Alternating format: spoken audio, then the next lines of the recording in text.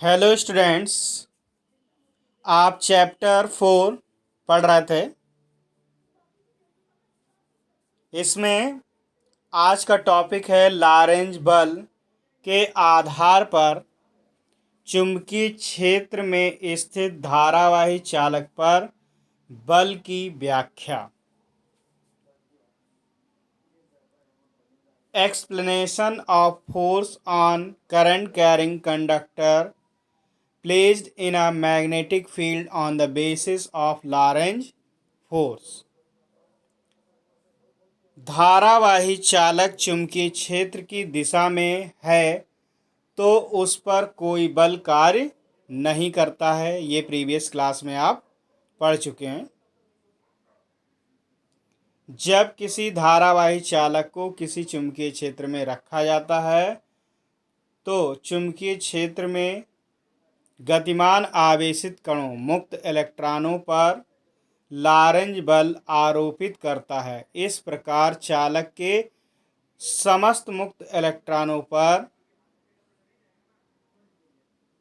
कार्य करने वाले सूक्ष्म स्तरीय लॉरेंज बल का परिणामी ही संपूर्ण चालक पर लगने वाले स्थूल स्तरीय बल होता है। जैसा कि इस डायग्राम में दिखाया गया भी, ये चुंबकीय क्षेत्र है। यहाँ पर एक चालक क्षेत्र से थीटा कोण बनाते हुए रखा हुआ है और इस पर बल F लंबवत ऊपर की ओर कार्य कर रहा है। चालक की लंबाई L है और इसमें धारा I प्रवाहित हो रही है। तो क्या है, चुंबकीय क्षेत्र में धारावाही चालक पर लगने वाले बल के परिणाम का सूत्र प्राप्त करने के लिए लॉरेंज बल समीकरण F = QBB sin थीटा का प्रयोग करते हैं। अब माना L लंबाई और A अनुप्रस्थ परिच्छेद का कोई चालक B तीव्रता के चुंबकीय क्षेत्र की दिशा से थीटा कोण पर रखा है, जिसमें I एम्पीयर की धारा बह रही है। यदि चालक में मुक्त इलेक्ट्रॉनों का घनत्व अर्थात एकांक आयतन में इलेक्ट्रॉनों की संख्या n तथा मुक्त इलेक्ट्रॉनों का अनुगमन वेग vd, तब 1 सेकंड में अनुप्रस्थ परिच्छेद में गुजरने वाले मुक्त इलेक्ट्रॉनों की संख्या, ये वहाँ पर आपने पढ़ा था वही चीज़ ये लिखी है NABD, जब अनुगमन वेग आपको पढ़ाया गया था तो बिल्कुल वैसा ही लिखा है NABD होगी।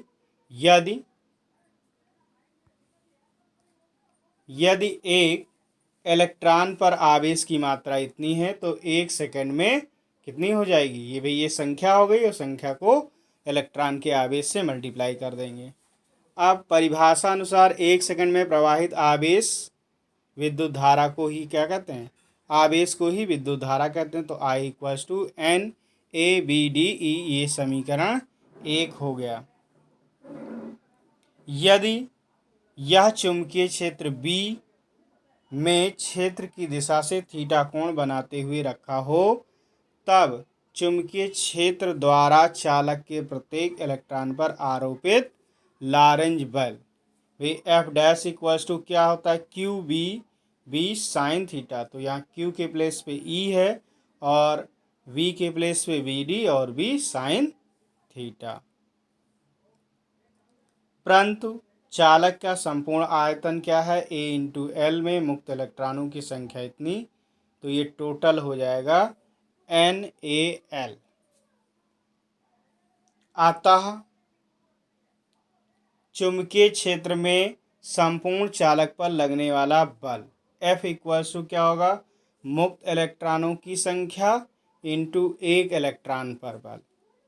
तो भी एक इलेक्ट्रॉन पर बल हमने ये कैलकुलेट किया और कुल इलेक्ट्रॉन इतने हैं, तो इससे मल्टीप्लाई कर देंगे तो क्या आ जाएगा, NEABD BL sin थीटा। और ये ध्यान दीजिए, ये है क्या, ये तो I है भाई, ये I है तो इसके प्लेस पे I रख देंगे। तो F = IBL sin थीटा। क्या आ गया, IBL साइन थीटा। और आपका क्या है, यही चुंबकीय क्षेत्र में क्षेत्र से थीटा कोण पर स्थित धारावाही चालक पर लगने वाला बल का व्यापक सूत्र है। अब कंडीशन बेटा, यदि थीटा बराबर 0 हो तो साइन 0 यानी कि F की वैल्यू 0 आ जाएगी।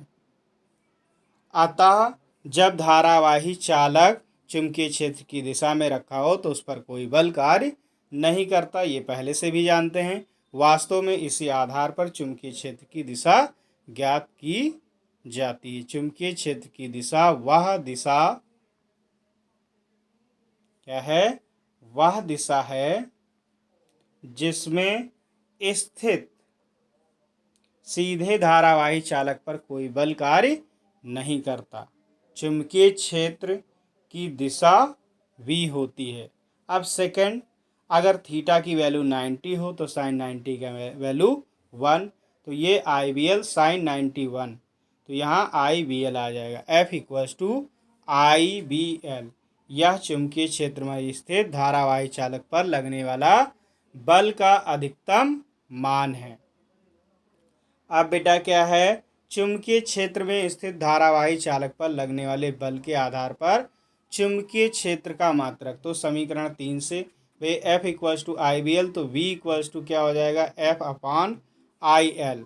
अब देखो बेटा, F का मात्रक न्यूटन है, I का एम्पियर है और L का मीटर, तो न्यूटन पर एम्पियर मीटर यहाँ से आ गया। देखिए, न्यूटन पर एम्पियर मीटर, तो इसका मात्रक क्या हो गया, न्यूटन पर एम्पियर मीटर। अब इसकी अगर डेफिनीशन देनी है तो F की वैल्यू अगर 1 न्यूटन ले लिया जाए तो I की वैल्यू 1 और L की। अतः किसी चुंबकीय क्षेत्र में लंबवत रखे 1 मीटर पर लंबे सीधे चालक में 1 एम्पियर की विद्युत धारा प्रवाहित करने पर 1 न्यूटन का बल कार्य करे तो चुंबकीय क्षेत्र का मान कितना होगा, 1 न्यूटन पर एम्पियर मीटर होगा, और इसे टेस्ला भी कहते हैं। तो ये टेस्ला की डेफिनीशन हो गई। तो यहाँ से 1 टेस्ला इक्वल्स टू क्या हो गया, 1 न्यूटन पर एम्पियर मीटर। चुंबकीय बल क्षेत्र का एक अन्य मात्रक गाउस भी होता है, ये सीजीएस सिस्टम में है। क्या है, सीजीएस मात्रक है। और 1 टेस्ला इक्वल्स टू होता है 10⁴ गाउस। नेक्स्ट, चुंबकीय बल क्षेत्र का विमीय सूत्र, तो यहाँ से बड़े आराम से निकाल सकते हैं। F बाई IL है। अब F की विमा क्या होती है, भी सीधे यहाँ से देखिए, F की विमा MLT-2 I की A और ये L, तो ये L ऊपर चला जाएगा, भाई L से L ये कैंसिल हो गया, और MT- और A-, तो MT-2 A-1, ये चुंबकीय क्षेत्र की तीव्रता की विमा।